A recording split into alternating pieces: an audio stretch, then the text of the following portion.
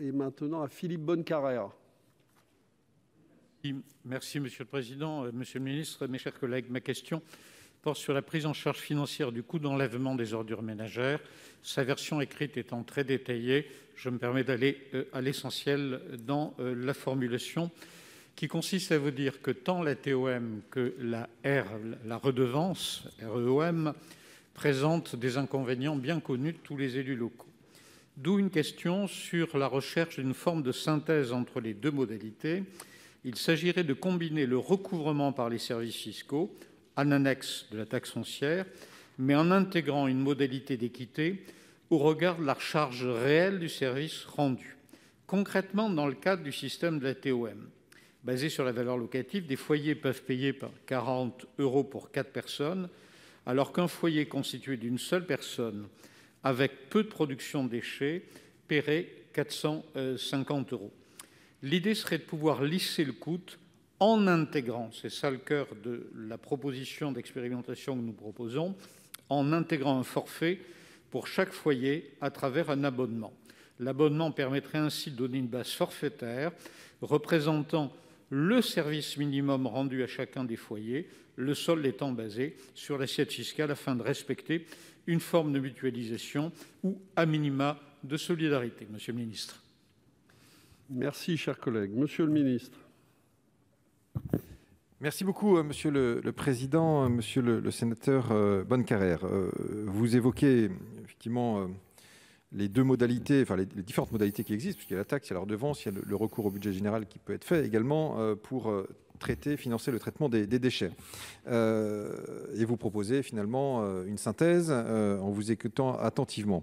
Il nous semble en réalité que finalement, d'ores et déjà aujourd'hui, avec une tarification incitative qui peut être instaurée à la fois dans le calcul de la redevance comme de la taxe, avec l'introduction d'une part variable, en réalité, on peut déjà finalement pas mal moduler les choses et que l'on choisisse l'une ou l'autre voie, voilà, trouver une forme d'équilibre. Et plusieurs mesures ont été adoptées ces dernières années qui favorisent le recours à la part incitative de la taxe d'enlèvement des ordures ménagères. C'était d'ailleurs, on l'évoquait auparavant, avec la question de M. Roux.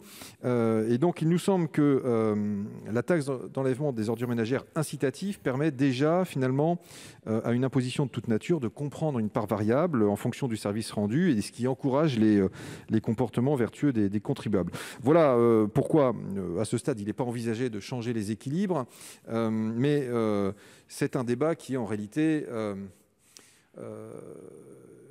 historique. J'ai le souvenir, dans cette même assemblée, en 2004-2005, également de débats très intenses sur les vertus de chacune des dispositifs.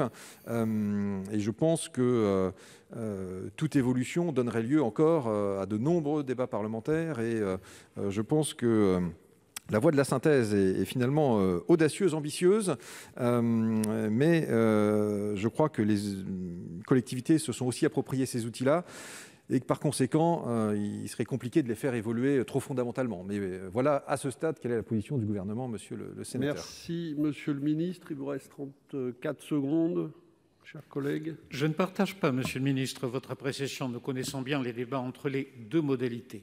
Ce qui change par rapport à la situation que vous avez évoquée, ceci a été dit tout à l'heure par un de nos collègues, c'est l'augmentation très forte des prix qui vont être connus à la fin de ce mandat, à travers, un, les changements technologiques, deux, l'augmentation de la TGAP. Ce sujet va être brûlant sur la fin du mandat.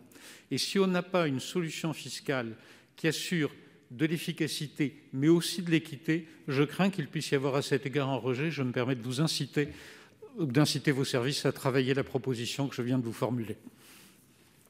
Merci, chers collègues. La parole est maintenant à Jean-Marc Boyer. Merci, Monsieur le Président. Monsieur le Ministre,